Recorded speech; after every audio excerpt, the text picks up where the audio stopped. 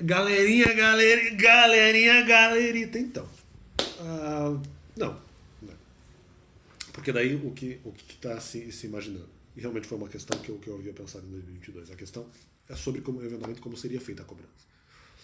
Ah, se eventualmente ah, se, se entenderia que a igreja eventualmente poderia permitir que isso talvez fosse ou não fosse contabilizado para ente espiritual, mas como eventualmente havia no caso a contratação com a igreja, isso poderia ser feito apenas de repente com seres humanos, mas pode ser que não, porque pode ser que houvesse realmente, mesmo até por questão contratual, interferência de ente espiritual. Então o que acontece?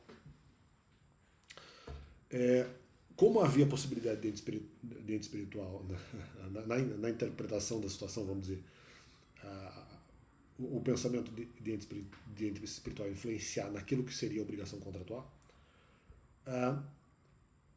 eu entendi que, em havendo essa possibilidade, a igreja eventualmente poderia entender que se poderia divergir. Né? Mesmo que, mas isso no final pode ser pecado. Sim, é o que eu entendo. Inclusive a minha posição, não sei se exatamente seria pecado, mas não faria sentido divergir de entidade espiritual e eventualmente fazer alguma previsão contratual nesse sentido. Porque não se poderia automaticamente provar meu ponto de que não haveria sido passado para no caso ente espiritual fazer no caso ali a cobrança, mas se eventualmente houvesse divergência nesse sentido é porque justamente não havia sido passado para a entidade, então automaticamente não se desejaria a pregação dos mandamentos, porque se a entidade sugerisse isso, a igreja poderia discordar, né? Automaticamente também haveria a possibilidade de se colocar uma pessoa pela qual, se eventualmente se fizesse, no caso, a cobrança, mas de novo, a possibilidade também foi contabilizada de se divergir, uma vez que vai se colocar uma pessoa para fazer a cobrança a partir dos mandamentos, mas não se concorda com isso. Ou seja, se você não vai concordar com o ente espiritual cobrando mandamentos, por que você vai concordar com a pessoa fazendo isso? Então essa é a questão. E se restou de alguma forma aberto para... Aí tá, esse era o meu cálculo. Se resta aberto para ente espiritual, no caso, fazer a cobrança, então aí tá, continua havendo a possibilidade de divergência da igreja. Então aqui não importa se eventualmente é ente ou se eventualmente é pessoa, continua havendo a possibilidade de divergência.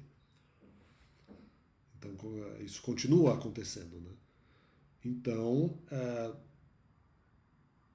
se passa, no caso, a autoridade para a cobrança espiritual, no caso, ao ente pode aí, essa é a grande questão, se pode divergir depois, porque não, pode ser que nós aceitemos que uma entidade espiritual cobre a fala dos mandamentos, faça algum tipo de cobrança. Não, mas talvez nós não queiramos o mandamento, então automaticamente esse é o mesmo raciocínio para a pessoa. Nós vamos colocar alguma pessoa para fazer a cobrança porque eventualmente se entende que a pregação dos mandamentos é desejável. A partir da análise de uma pessoa específica. Não, mas nós podemos continuar discordando. Então a igreja seleciona uma pessoa para fazer a cobrança e discorda depois. Mas isso foi pensado. Isso foi pensado tanto em relação à questão de ente espiritual como em relação à questão de pessoa. Então fica esse complemento do canal, no sentido de que poderia haver divergência posterior. Então é isso, fica esse complemento.